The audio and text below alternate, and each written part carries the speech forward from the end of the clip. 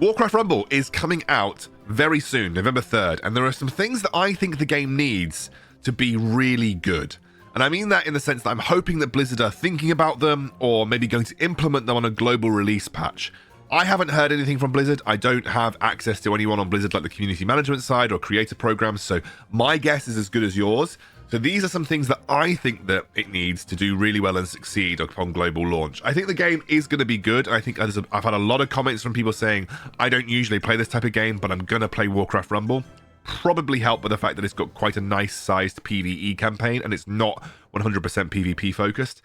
But let's, not dwell too long on that. I want to talk mostly about what I think is going to be needed. The first thing, and this is probably something that most free-to-play players will agree with me on, but I'm hoping that most players in general will agree with me on, is that natural gold generation is far too low. For full context, to fully max upgrade your collection, I think someone worked out that you need 460,000 gold, which is a lot. You get gold for completing normal missions for the first time.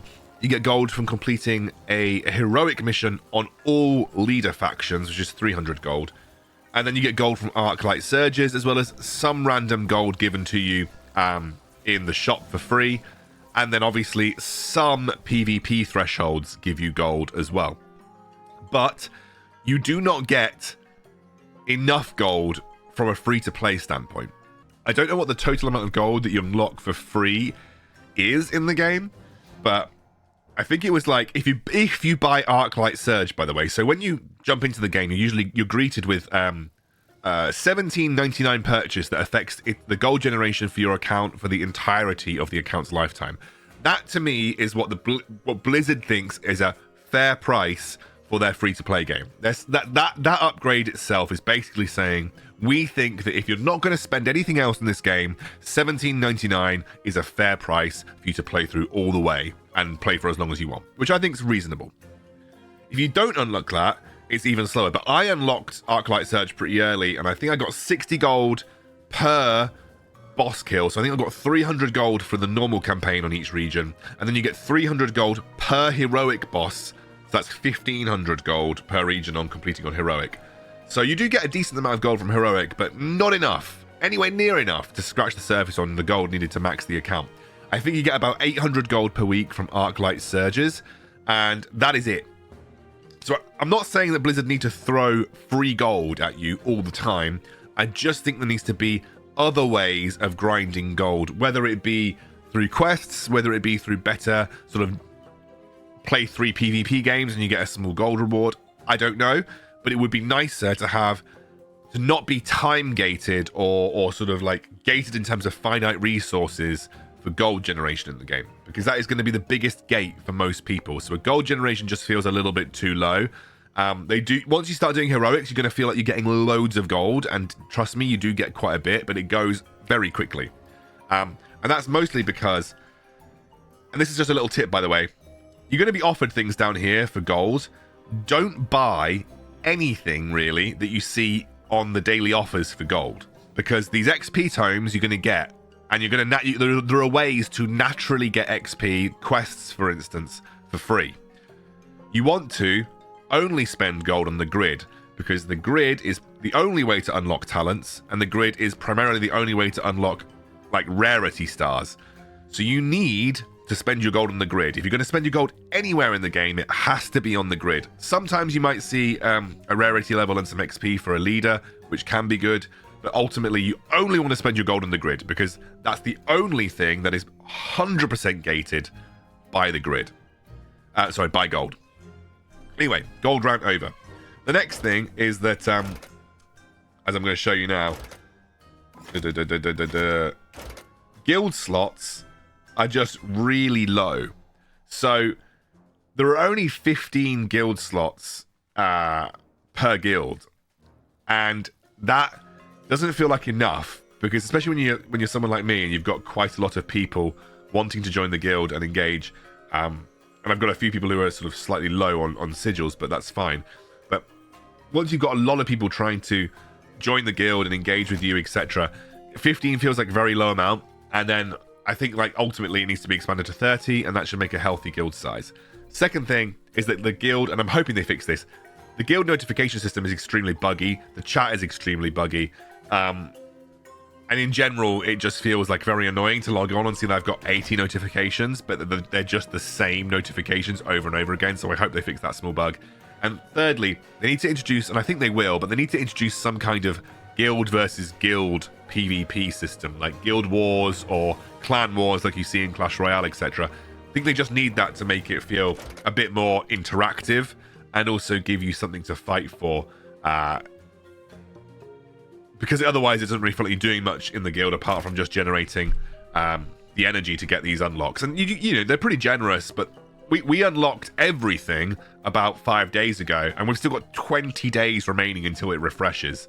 Which I understand they don't want to give too much to people for free, but like maybe add some like TFT does this, right? Once you've completed the TFT battle pass, you can just there are very takes you a lot of games just to get to the, like one upgrade, but they give you something to keep working for beyond this kind of max. And I think that it would be nice if the guild war chest gave you something to get beyond the max as well, because otherwise people just get a bit bored. Once you've done with the guild war chest, there's nothing to do with your guild ultimately. So they need to add something more to do with guilds. This is something that's only very personal, and I hope, I don't know if you guys agree with me or not, but let's say I would like to have two things when it comes to decks. I'd love to have deck slots per leader. I'd like to have a couple of different decks. Maybe like it has Tyrion 1, 2, 3 below Tyrion's name, so it has on the UI it has like a 1, a 2, and a 3.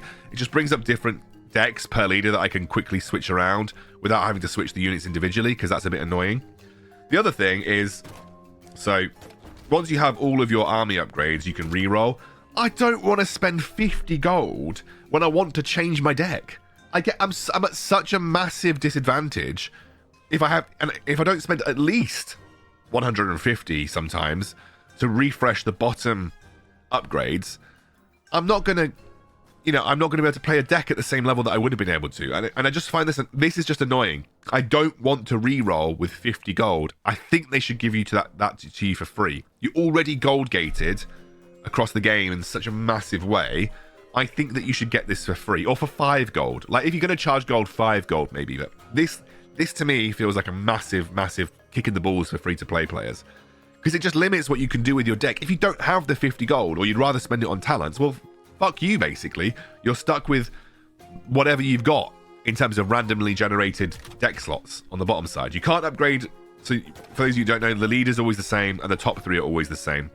You can only upgrade the bottom 3, you can only switch the bottom 3. So it's just annoying that you've got to pay gold for it. That grinds my gears massively. One of the biggest annoyances of this game is that you've got to pay gold for rerolls on your deck slots. And then we'll talk about dungeons. Dungeons are good, and I initially, when I first joined the game, I was like, ooh, 7 days for a dungeon. That feels really slow, but actually that is quite a good cadence, and I do like that it goes every week. What I don't like about dungeons is that, I'll show you in a minute.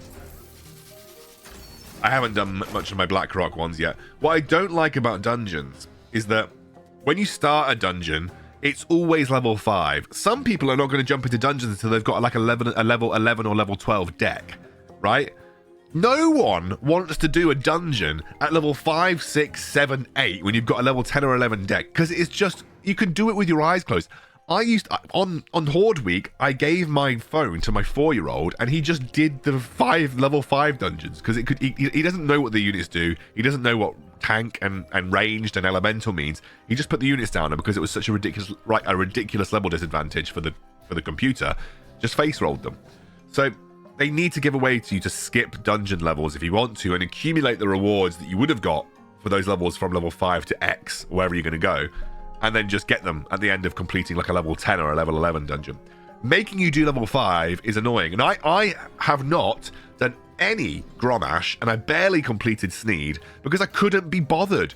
No one, when they get into a new leader week and they've got 3 decks, maybe sitting at like level 14 or 15, and they've never done that leader week before, no one, and I mean it, no one wants to do 5 to 15 on Gromash, 5 to 15 on Sneed, 5 to 15 on Cairn, because that is 30 dungeon runs, 3 bosses apiece, 90 dungeon runs or 90 bosses, 30 of which are all the same friggin' boss.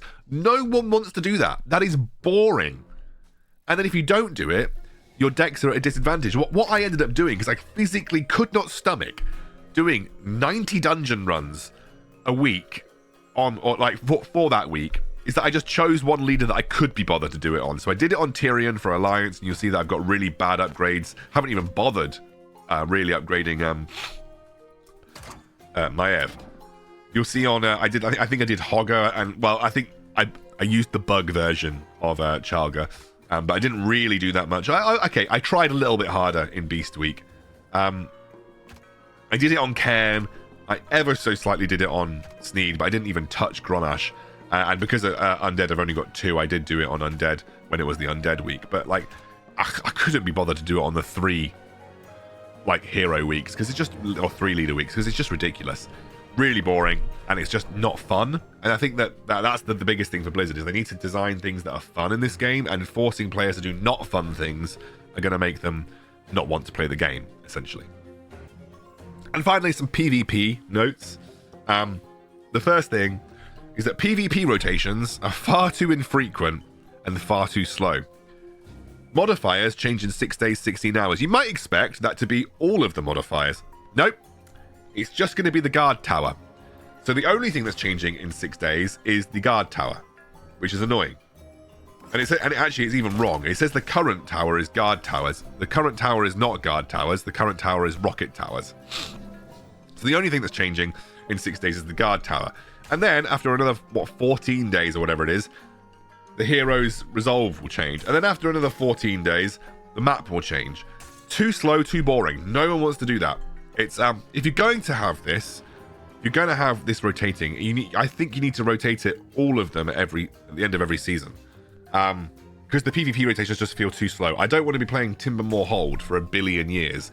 It's not like the guard towers massively change. They do kind of change it in terms of, but only in a bad way, in my opinion. It's not like the towers massively change. You know, like when the dragon towers come out, it just means that flying is going to suck.